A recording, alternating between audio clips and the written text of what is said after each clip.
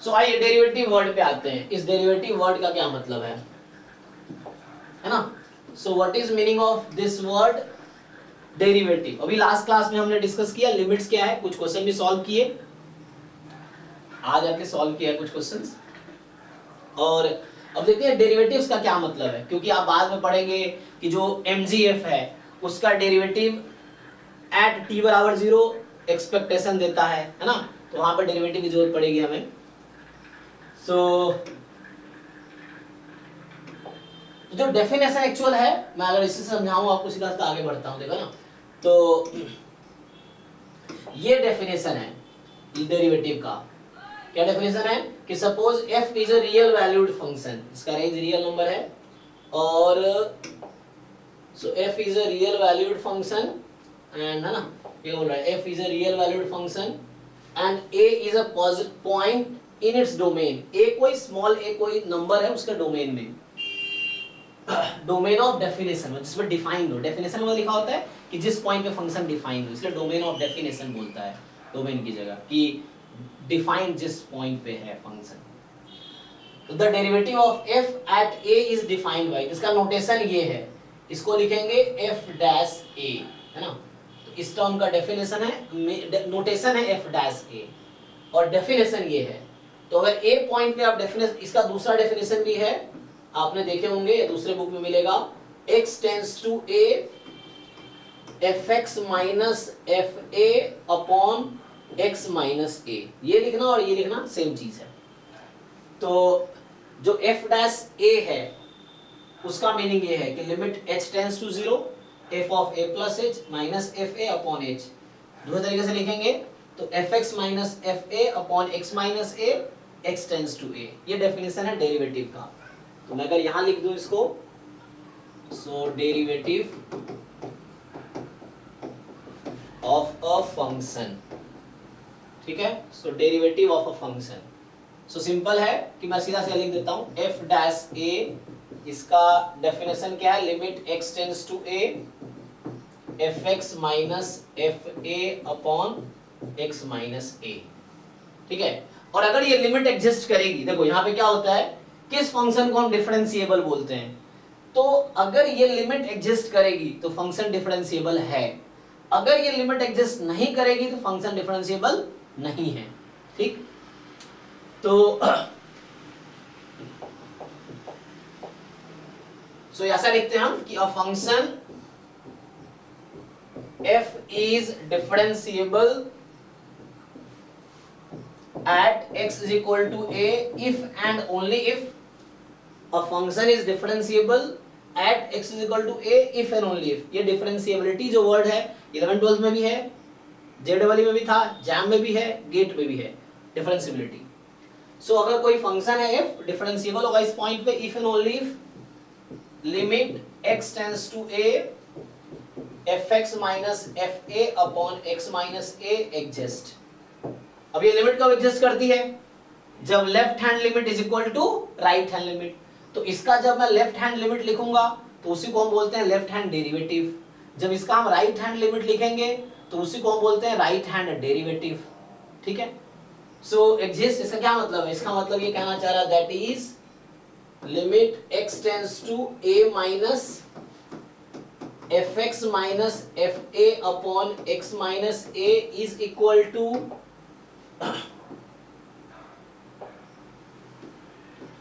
Limit x tends to a plus fx minus fa upon x minus a, ठीक है? इस तरह से है।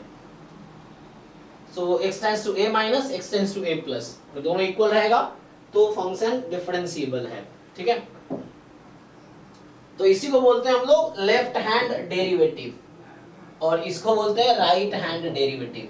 तो आपको याद होगा लोअर क्लास में भी आप कहते थे कि कोई फंक्शन डिफरेंशिएबल होगा अगर left hand derivative right hand derivative equal होगा। तो मेनली यही चीज है, इसी को दूसरे तरीके से लोग लिखते हैं h tends to 0 f of, अगर a पे बात कर रहा हूं मैं तो f of a plus h minus fa upon h, है ना? सेम चीज है, इसी को और भी कुछ बुक में आप ऐसा भी लिखा देखोगे h tends to 0 f of a minus h minus f a upon minus h. तो राइटिंग दिस और राइटिंग दिस और writing this, all three are same.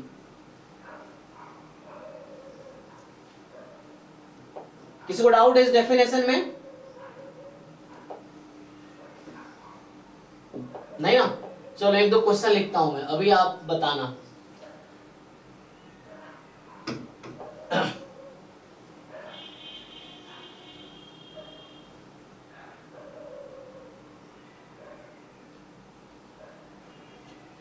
ये नोट कर लो, एक बार ये डेफिनेशन नोट कर लो। अभी मैं इस पे क्वेश्चन एक लिखूंगा और मैं बस ये चेक करूंगा कितने लोगों को ये समझ आया या कितने लोगों को ये डेफिनेशन क्लियर है। इस पे मैं एक क्वेश्चन आगे लिखूंगा बस, ठीक है?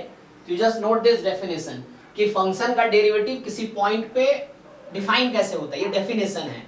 वो आप जानते हैं डिफरेंशिएट करना, साइन का डेरिवेटिव कॉस होता है, वो इसी फॉर्मूले से प्रूफ होगा कि साइन का डेरिवेटिव कॉस होगा, कॉस का माइनस साइन होगा, x स्क्वायर का 2x होगा, tan x का सेकंड स्क्वायर x होगा, कोसेक का माइनस कोसेक स्क्वायर, वो सारे फॉर्मूला इससे प्रूफ हो जाएंगे। जितने आप डिफरेंशिएशन के फॉर्मूला जानते हैं सबका प्रूफ इसी से आता है।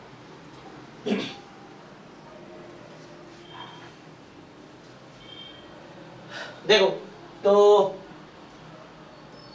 मैं सिंपल एक क्वेश्चन ये पूछ रहा हूं आपसे कि मान लो fx बराबर mod x है और आपसे पूछूं मैं कि बताओ f डैश 0 क्या आएगा? ओके, एक का आंसर है डज नॉट एग्जिस्ट। बाकी लोग ट्राई कीजिए।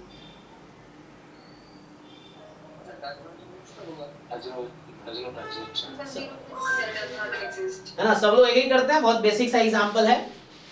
तो हम लोग अगर बाई डेफिनेशन जाए तो अभी मैंने इसका डेफिनेशन लिखा था f डैश a का, तो जहां स्मॉल a था उसको 0 रख दीजिए आप। तो स्मॉल a की जगह आप 0 रख देंगे तो limit x tends to 0 fx minus f0 upon x minus 0। जहां जहां a था मैंने 0 रख दिया क्योंकि a 0 पे चेक कर रहा हूं मैं। तो जब आप इसको सिंप्लीफाई करेंगे तो ये आएगा mod x minus mod 0 upon x minus 0, x हो जाएगा। तो फाइनली बचा limit x tends to 0 mod x upon x, क्योंकि 0 का mod तो 0 ही होता है। तो अभी फाइनली हमारा क्वेश्चन वहां पे जाके रिड्यूस हो गया। अब आपको ये चेक करना है कि लिमिट एग्जिस्ट करेगी कि नहीं करेगी। अगर ये लिमिट एग्जिस्ट करेगी तो ये फंक्शन डिफरेंशिएबल होगा 0 पे। अगर ये लिमिट एग्जिस्ट नहीं करती है तो this function is not differentiable eight 0। तो जैसे कई बार लोग पूछते हैं ना कि mod x 0 पे डिफरेंशिएबल क्यों नहीं है, तो उसका मैं प्रूफ कर रहा हूं यहाँ पे कि कोई मॉड्यूलस फंक्शन जो है अपने क्रिटिकल पॉइंट पे डिफरेंशिएबल नहीं, मतलब mod x x बराबर 0 पे डिफरेंशिएबल नहीं है, बाकी पॉइंट पे डिफरेंशिएबल होगा। अगर मैं आपसे f डैश 0 पूछा डज नॉट एग्जिस्ट आया, अगर मैं f डैश 1 पूछूंगा तो वो एग्जिस्ट करेगी। अभी मैं पूछूंगा आपसे, है ना? तो देखो तो है ना, सो mod x is not differentiable at exactly one point, that is 0। 0 के अलावा हर पॉइंट पे डिफरेंशिएबल है, तो 0 के अलावा किसी भी पॉइंट पे डेरिवेटिव आप निकाल सकते हो mod x का, बस 0 पे डिफरेंशिएबल नहीं है। उसका रीजन क्या है बताता हूं। देखो तो अब क्या होगा, अभी तो mod आ गया।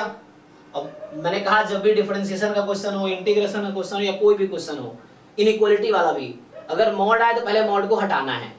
हम mod हटाएंगे कैसे? तो mod हटाने के लिए हमें ब्रेक करना पड़ता है केसेस में कि अगर पॉजिटिव है तो mod x x बन जाएगा, अगर x नेगेटिव है तो mod x को माइनस x लिख देंगे। तो यहाँ भी दो पार्ट में मुझे ब्रेक करना पड़ेगा। तो ब्रेक करने के लिए मुझे लेफ्ट हैंड लिमिट अलग निकालनी पड़ेगी, राइट हैंड लिमिट अलग निकालनी पड़ेगी। तो यहाँ दो पार्ट में करना पड़ेगा सॉल्व। तो इसका अगर आप, है ना, तो इसी में हम कहते हैं कि इसी का जो लेफ्ट हैंड डेरिवेटिव हो जाएगा, वो लेफ्ट हैंड लिमिट निकालूंगा, limit x tends to 0 minus mod x upon x। अब x टेंड्स टू 0 माइनस ले लिया, तो x की वैल्यू 0 से छोटी है थोड़ी सी, तो नेगेटिव हो गई। तो जब नेगेटिव हो गई तो क्या होगा, limit x tends to minus x upon x, तो ये आपका -1 आ गया। सिमिलरली मैं राइट हैंड डेरिवेटिव निकालूंगा, तो limit x tends to 0 plus mod x upon x, तो आ गया limit x tends to 0 plus, अब x 0 के राइट साइड में है, 0 का right hand limit right side में है, पॉजिटिव हो गई x, x पॉजिटिव है तो mod x x बन जाएगा और x x कैंसिल होके 1 आ गया आंसर। तो ये जो mod x है उसका राइट हैंड डेरिवेटिव 1 है, लेफ्ट हैंड डेरिवेटिव -, दोनों इक्वल तो है ही नहीं 0 पे। तो इसका मतलब चूंकि ये दोनों इक्वल नहीं है इसीलिए this limit does not exist, and this limit does not exist, तो इसका मतलब हो गया कि ये जो लिमिट है this limit does not exist, so ये लिमिट एग्जिस्ट नहीं करती है, और इसीलिए हम बोलते हैं कि f dash zero does not exist, और इसका मतलब है कि f is not differentiable at x is equal to zero, तो ये जो फंक्शन है डिफरेंशिएबल नहीं है जीरो पे, ठीक है, तो this function is not differentiable eight zero, ठीक है जी। चलो अब मैं आगे अगर आपसे पूछूं इसी क्वेश्चन में कि मुझे बताइए f डैश 2 कितनी आएगी, f डैश माइनस 2 कितनी आएगी, सिमिलर वे में सर f डैश 2 1 आएगी and f dash minus 2 minus 1 आएगी। ओके, बाकी लोग चेक कीजिए क्या सही कह रहा है ये।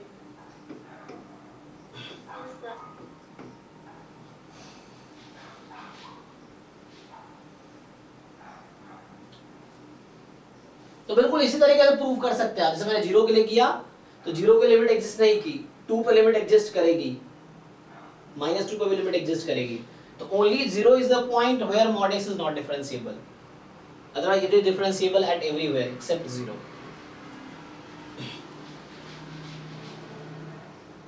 ठीक है ना। तो बाकी लोग देख लो, कोई भी इसका लॉजिक ये है कि सब लोग जानते हैं कि जो mod x है,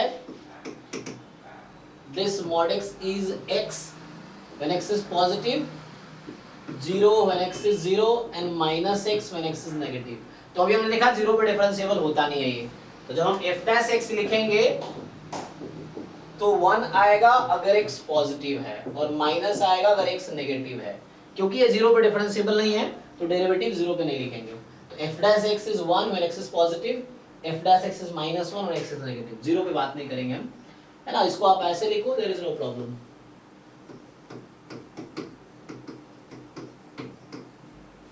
सो x पॉजिटिव है तो 1 और नेगेटिव है तो माइनस 1, इस तरीके से, ठीक है, तो यहां से आ जाएगा हमारे पास।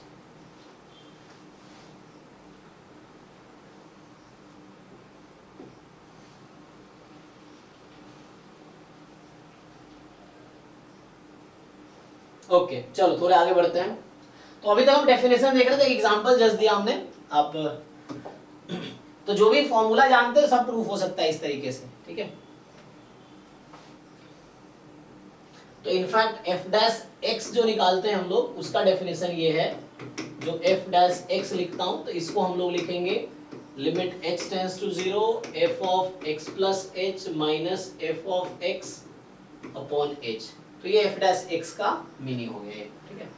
तो इस फॉर्मूले से आप प्रूव कर सकते हैं, fx को sin x लोगे f dash x cos x आ जाएगी, fx को tan x लोगे f dash x sec square x आ जाएगी, इसी से प्रूफ हो जाएगा सारा। ओके तो आगे बढ़ते हैं। सो यहां पे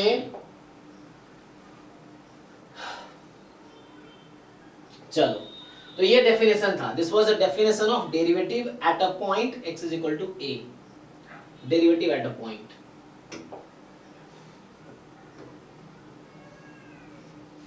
है ना। और f डैश a का मतलब क्या है, change in fx at a with respect to x, तो ये मतलब रेट ऑफ चेंज बाद में ना वर्ड आता है एप्लीकेशन में कि फंक्शन का रेट ऑफ चेंज क्या है एट a, या स्लोप भी आता है। तो ये देखो एग्जांपल दे रहा है आपको, find the derivative of x बराबर 2, तो आप ये खुद ट्राई कर सकते हो घर पे, अगर डाउट हो तो आप मुझसे डिस्कस कर सकते हो, ये सब क्वेश्चन है, जरूरी नहीं इससे जाना है, डायरेक्टली भी कर सकते हो, ठीक है ना। कि जैसे मुझे पता है कि fx है 3x, तो 3x का डेरिवेटिव 3 आता है, तो आंसर 3 ही आना है ना, आंसर जो आना है वो 3 ही आना है, x बराबर 2 रखो या कुछ भी, आंसर 3 आता है इसमें, ये है। जैसे यहाँ पे है fx बराबर 2x square plus 3x minus 5, किसी पॉइंट में निकाल डिफरेंशिएट करोगे तो 4x प्लस 3 आ जाएगा, अब उसके हिसाब से आंसर वही आएगा, बस ये डेफिनेशन से जा रहा है, बट हमें हमारे एग्जाम में डेफिनेशन जाना जरूरी नहीं है, बस ये समझने के लिए है, हम डायरेक्ट डिफरेंशिएट करेंगे, पुट कर देंगे वैल्यू, बट अभी सीखने के लिए आप ये समझाना चाह रहे डेफिनेशन।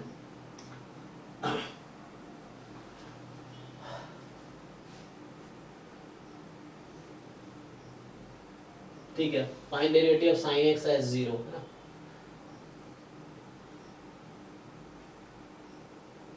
ये सब एग्जांपल्स हैं, ठीक है, यहाँ समझा रहा, थोड़े से थ्योरेटिकली बता रहा है क्या मतलब है डेरिवेटिव का, है ना। ये स्लोप आप जानते हो ना कि डेरिवेटिव स्लोप को रिप्रेजेंट करता है, यहाँ से उसका प्रूफ आ सकता है, तो ये आप देख सकते हो, बट अभी इसको हम थ्योरेटिकल डिस्कस नहीं करेंगे उतना। सो ये तो आप जो डेफिनेशन दिखाई था आपने ऑलरेडी, और है ना, बाद में आप देखोगे कि जो डेरिवेटिव है वो स्लोप के इक्वल होता है, और स्लोप जो होता है वो tan थीटा होता है ना। ये साई लिखा है एंगल, तो अगर ऐसा है कि है ना कोई फंक्शन है, मतलब कोई फंक्शन है जिसका टेंजेंट अगर एंगल यहाँ पे साई बना रही है, सो अगर एफ डैश ए निकालोगे उस पॉइंट पे तो वो उतना ही आएगा जो tan साई आएगा। मतलब ऐसा इसलिए क्योंकि आप जानते हो dy by dx जो है eight a point represent slope of tangent, and slope of tangent का डेफिनेशन है tan थीटा। सो ये इसलिए समझाना चाह रहा है ऐसा। तो अगर आप स्लोप का डेफिनेशन देखो, ये क्लास 10th क्लास 11th का चैप्टर 10 है, स्ट्रेट लाइन। स्ट्रेट लाइन का पहला टॉपिक है स्लोप्स, उसमें जाकर देखना डेफिनेशन लिखा हुआ है कि slope of line is equal to tan theta, where theta is the angle line makes with x axis, positive x axis. तो ये स्लोप tan थीटा होता है, और f डैश a भी स्लोप को रिप्रेजेंट करता है, इसलिए बता रहा है दोनों इक्वल होंगे। स्लोप ऑफ टेंजेंट, तो टेंजेंट लाइन है तो स्लोप ऑफ टेंजेंट के इक्वल आएगा।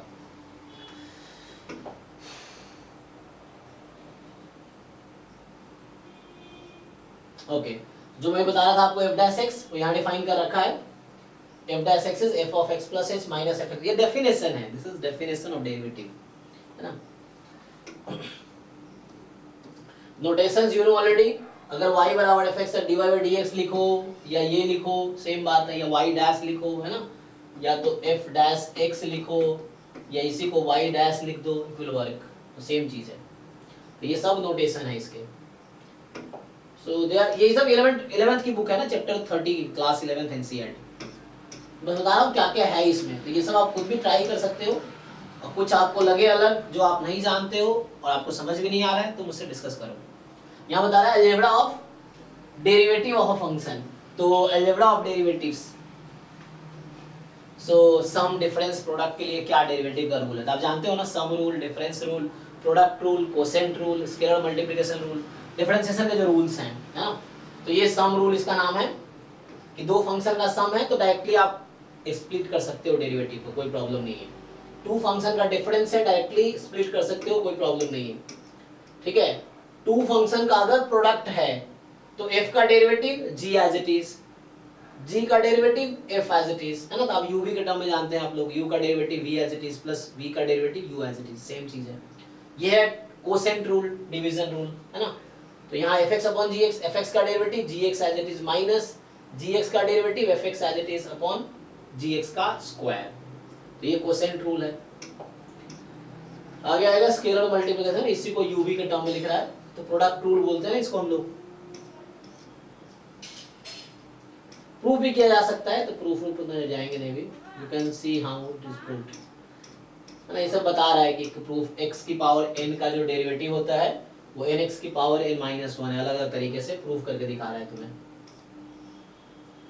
अब आता है derivative of polynomial and trigonometric function, तो ये भी आप जानते हो, ये प्रूफ करके जस्ट दिखाएगा, आप जानते हो हाउ टू डिफरेंशिएट, है ना। तो इसका डेरिवेटिव ये होता है, हम जानते ही हैं।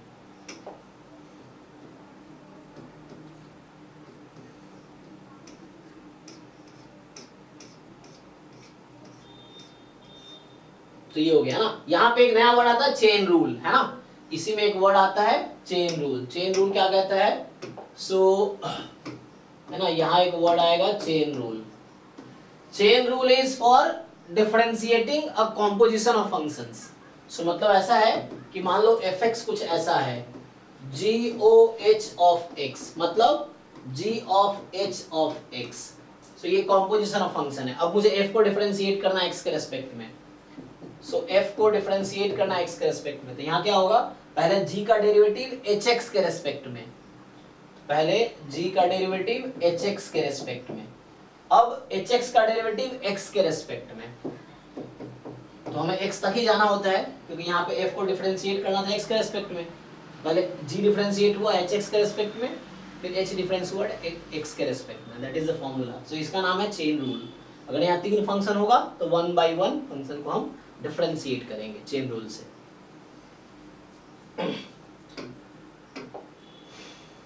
वो यहाँ पे हो रहा है, कैसे याद आया मुझे, तो यहाँ पे चेन रूल लग रहा है, क्या साइन स्क्वायर एक्स है, so this is actually sine x का होल स्क्वायर। तो पहले स्क्वायर का डेरिवेटिव होगा, बाद में साइन का डेरिवेटिव होगा। जब आप एफ डैश एक्स निकालते हैं तो अभी स्क्वायर का डेरिवेटिव साइन के रेस्पेक्ट जी, सो पहले स्क्वायर का डेरिवेटिव साइन के रेस्पेक्ट में, तो ये हो जाता है 2 टाइम साइन एक्स, फिर साइन एक्स का डेरिवेटिव एक्स के रेस्पेक्ट में, तो ये cos x हो जाता है ना। तो ये फॉर्मूला है, इसको बाद में sin 2x भी लिख दिया फॉर्म ट्रिग्नोमेट्री से।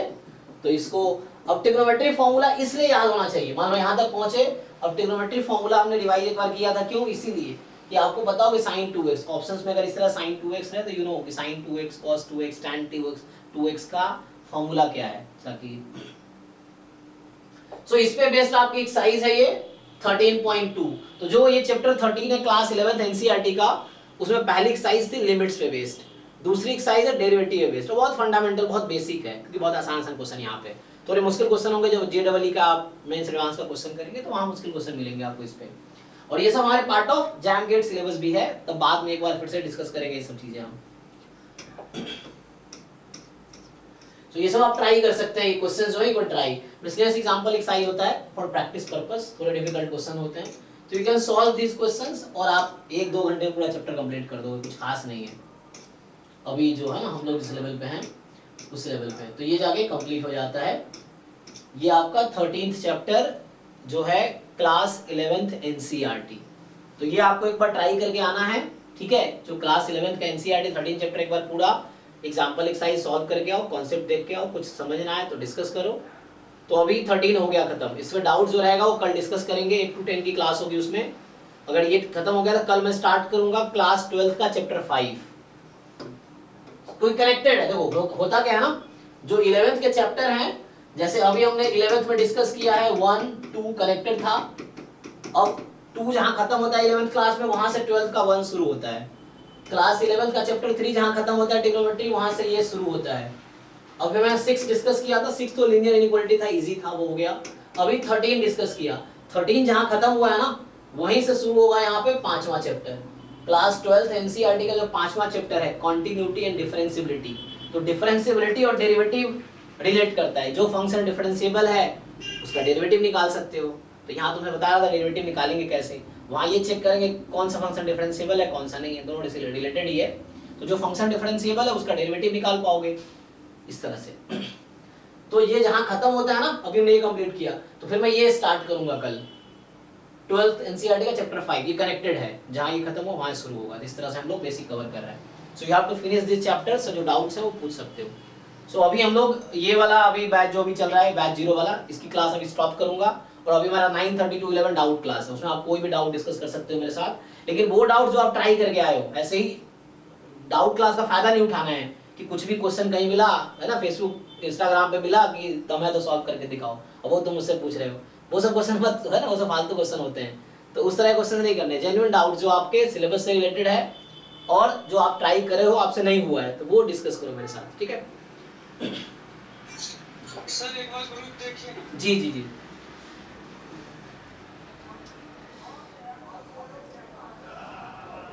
हाँ, क्या बोल रहा है, the set of all point where function is differentiable. तो तुम बताओ।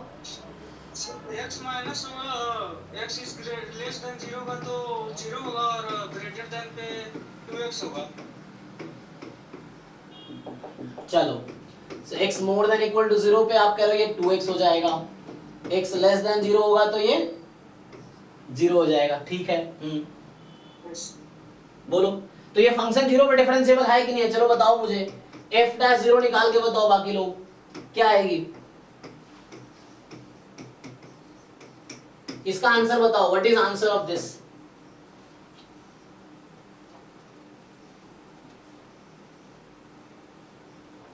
फंक्शन तो 0 पे डिफरेंशिएशन नहीं होगा, mod x तो नहीं है। यस, सिंपली यहां से ही बोल सकते हैं mod x is not differentiable eight 0, और x तो हमेशा डिफरेंशिएबल है, लेकिन जब सम आ गया तो इंटरसेक्शन हो जाता है, तो this function will not be differentiable eight 0, ठीक है।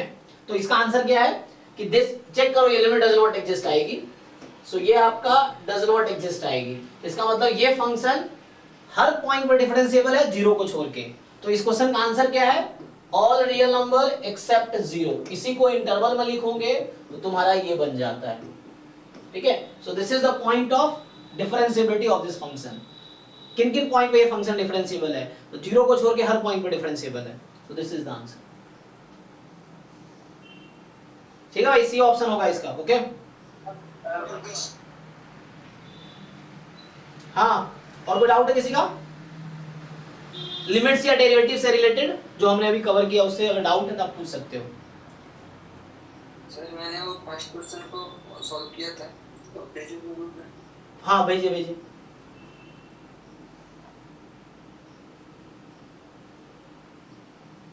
कल कुछ, अरे सुरभि, तुम्हारा कल एक डाउट था ना, कोई क्वेश्चन उससे रिलेटेड, इनइक्वालिटी से रिलेटेड। हाँ सर, लेकिन मैंने तो लेफ्ट हो गया था तो अभी पूछ सकते हो, कोई अभी डाउट क्लास है तो अभी पूछ सकते हो, ठीक है। ठीक है सर।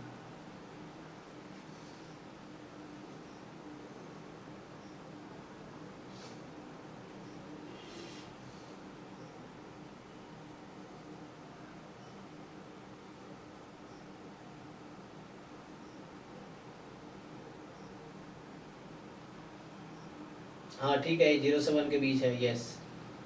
तो ये मोर देन इक्वल टू, सो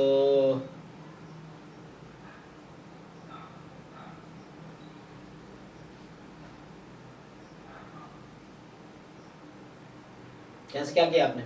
इसमें पावर 20 है, इसका इंटीजर फंक्शन लेंगे तो ये उससे मोर देन इक्वल टू होगा। तो x में और ग्रेटेस्ट इंटीजर फंक्शन x में क्या रिलेशन है कि x is more than equal to, आप ये यूज कर रहे हो कि जो x है और ग्रेटेस्ट इंटीजर फंक्शन है ये होता है ना। So x is more than equal to greatest integer function of x। तो और ये वैल्यू आ जाएगी दिस प्लस दिस माइनस 1। ये -1 क्यों हुआ? सर क्योंकि जो क्लास वाला है ना, वो तो फ्रैक्शन में बोल सकता है, उसके साथ कुछ फ्रैक्शन मिलकर कर एक इंटीजर हो रहा है, और उस माइनस वाला पार्ट का तो 0 से 1 के बीच रहेगा। 0 से 1 के बीच रहेगा। हाँ, तो मतलब जो आंसर आता है फ्रैक्शनल पार्ट ऑफ x का, दैट इज बिटवीन 0 एंड 1, है ना, ये है। तो बाकी जो greatest integer function of x है that will be less than equal to x, यही ना। तो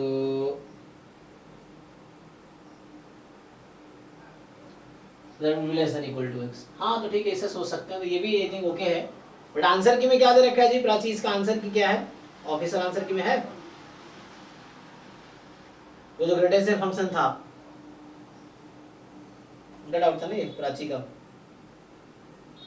पता है। ठीक है, इस तरह से हो जा रहा है कि इस तरह क्वेश्चन जैम गेट में नहीं आएंगे। जो क्वेश्चन है ना, ऐसा क्वेश्चन नहीं आता, वो बस ना ये सब बच्चों वाला कंपटीशन में आते हैं उसमें।